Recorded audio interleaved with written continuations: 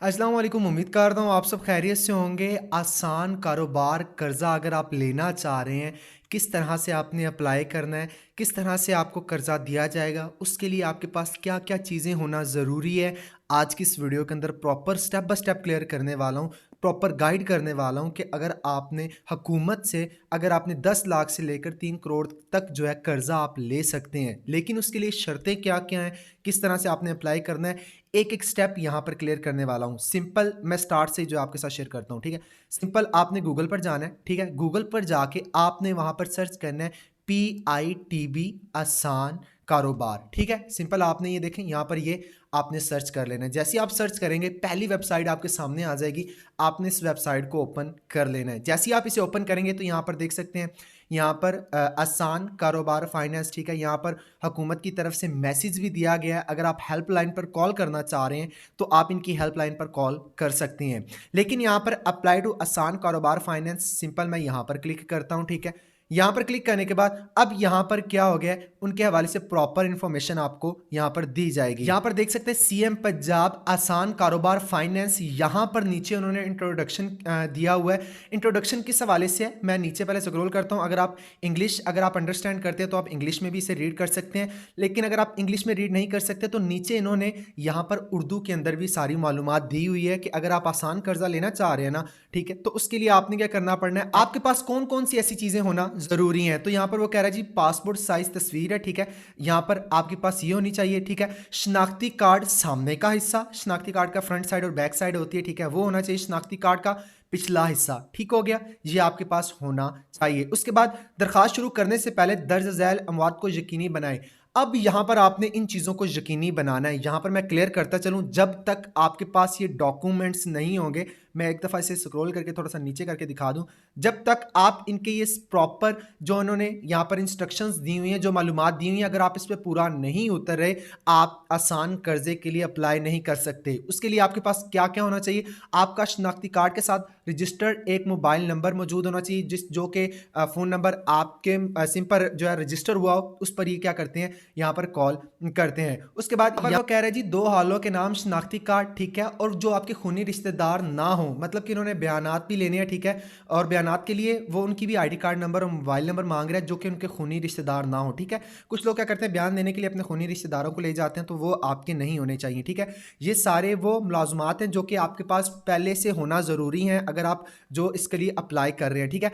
आप एक filer tax filer होने चाहिए, आप एक फाइल टैक्स फाइलर होने चाहिए, मतलब कि आपने एफबीए के अंदर अपनी रजिस्ट्रेशन कराई हो, टैक्स फाइलर आपका बना हो, ठीक है। उसके बाद नए कारोबार के लिए माना कारोबारी आमदनी। अच्छा, यहाँ पर मैं बताता चलूँ, ये बेसिकली जो इन्होंने स्कीम निकाली है आसान कर्जा, ये बेसिकली निकाली ही कारोबार के लिए गई है, क्योंकि जो ऑलरेडी आप कारोबार कर रहे हैं ना, उस कारोबार के अंदर अगर आपको पैसों की ज़रूरत है तो आप क्या करें, उसकी जो भी माहिना आमदनी अखराजात वगैरह दस्तावेजात वगैरह, ठीक है, माना तफसीलात फराहम आपने करनी है, ठीक है। यहाँ पर इसने ये भी प्रॉपर बताया हुआ है। उसके बाद किराए के मुआहदे और ट्रांसफर लेटर, रजिस्टर बराए कारोबार, रिहायशी पते की कापी जो भी काबिल इतलाक हो दस्तयाब हो, ठीक है। यकीनी बनाए कि आप दरख्वास्त की मेयर तौर पर उतरते हैं, मतलब कि जो भी इन्होंने तफसीलात वगैरह ऊपर दी हैं आप इस पर पूरा उतरेंगे, ठीक है। उसके बाद आपके पास दरख्वास्त की फ़ीस दस्तयाब होनी चाहिए। इसकी अगर आप फॉर्म आप सबमिट करते हैं ना, तो उसके लिए एक मखसूस फ़ीस होती है, वो आपने जो है इन्हें देनी होती है। उसके बाद इसका नेक्स्ट पॉइंट है जी, आपके पास T2 कर्ज़ों के लिए पेश की जाने वाली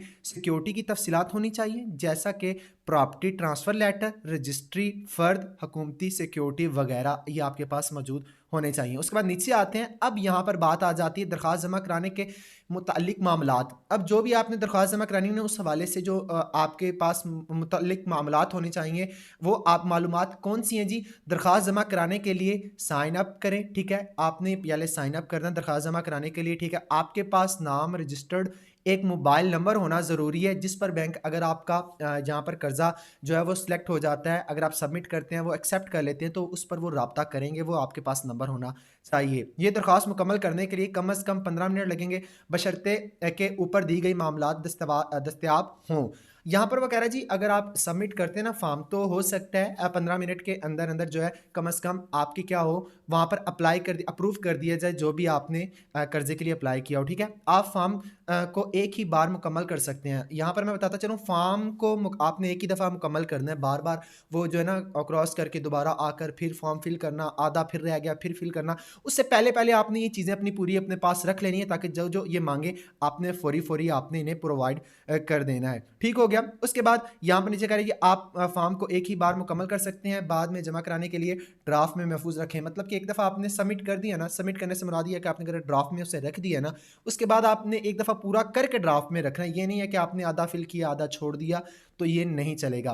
बराए करम जितनी मालूमात आपके पास हो अपलोड करें। मालूमाती गोशवारे, उसके बाद कारोबारी मनसूबा बंदी, गुज़श्ता 6 माह के बैंक स्टेटमेंट वगैरह। मतलब वही मैंने आपको बताया कि जो ऑलरेडी कारोबार कर रहे हैं उनके लिए है, उनके पास प्रॉपर स्टेटमेंट होती है। आपकी दरखास्त पर कार्रवाई फॉर्म मुकम्मल और फीस जमा कराने के बाद शुरू की जाएगी। अब यहाँ पर इसको मैंने आपको बताया था कि फीस होगी।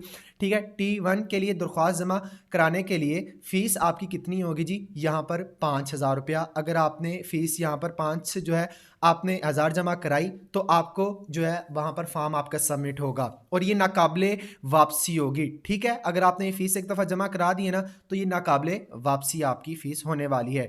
T2 के लिए दरखास्त जमा कराने के लिए फ़ीस आपकी कितनी होगी? 10,000 आपकी फ़ीस होगी। ठीक है, और ये भी क्या होगी? ये भी नाकाबिले वापसी होगी, ये भी वापस आपको नहीं दी जाएगी। उसके बाद फॉर्म जमा कराने के बाद दरख्वास्त रजिस्ट्रेशन नंबर स्क्रीन पर ज़ाहिर हो जाएगा। आपको स्क्रीन पर जो रजिस्ट्रेशन नंबर आपको दे दिया जाएगा। आपको एसएमएस के ज़रिए मतलू किया जाएगा। ठीक है, आपको एसएमएस भी आ जाएगा इनका। आपके पास एसएमएस मौसूल होगा जब आपकी दरख्वास्त अगले मराहिल जाएगी। मतलब कि अगर आपके पास जब एसएमएस वसूल हो जाएगा ना तो फिर आपकी दरख्वास्त जो है वो आगे वाले मराहिल पर चली जाएगी। ताहम आप अपनी दरख्वास्त की हैसियत वेबसाइट पर भी चेक कर सकते हैं। अब यहाँ पर मैं सिंपल तस्लीम किया गया, यहाँ पर आगे मैं बढ़ता हूँ, आगे बढ़े, यहाँ पर मैंने आगे किया। ठीक है, वो भी जितनी भी इनकी रिक्वायरमेंट्स थी वो मैंने देख ली हैं कि इनकी कौन कौन सी रिक्वायरमेंट्स थी। अब यहाँ पर इनका फॉर्म आ गया। ठीक है, अब ये मैं फॉर्म को देखता हूँ, ये फॉर्म देख सकते हैं। प्रॉपर आपने क्या करना है, इस फॉर्म को फिल करना है। अच्छा, यहाँ पर मैं एक चीज़ और क्लियर करता चलूँ, जब भी आपने फॉर्म को आपने फिल करना है ना तो ये आप रेड स्टार देख रहे हैं, ये जितने भी बॉक्स के आगे रेड स्टार्स बने हुए हैं। ठीक है, ये बेसिकली रेड स्टार इस वजह से बने हैं कि आपने इनके अंदर मालूमात देनी ही देनी है। और एक चीज़ और ध्यान रखनी है आपने, यहाँ पर आपने एग्जैक्ट और एक्यूरेट मालूमात देनी है। अगर कोई भी इसके अंदर अगर आपने जो है गलत जो है मालूमात दे दी, गलत मालूमात प्रोवाइड आपको ने इनको कर दी तो आपका लोन जहाँ पर अप्लाई नहीं होगा। मैं बार बार कह रहा हूँ क्योंकि आपने 5,000 लगाना है, अगर आपने 10 लाख तक लोन लेना है तो ये आपका 5,000 वो चला जाएगा अगर आपने गलत मालूमात इन्हें दी। यहाँ पर वही आ जाता है, आपने एप्लीकेशन का CNAC यहाँ पर नंबर देना है, यहाँ पर फादर नेम देना है, यहाँ पर ईमेल प्रोवाइड करना है।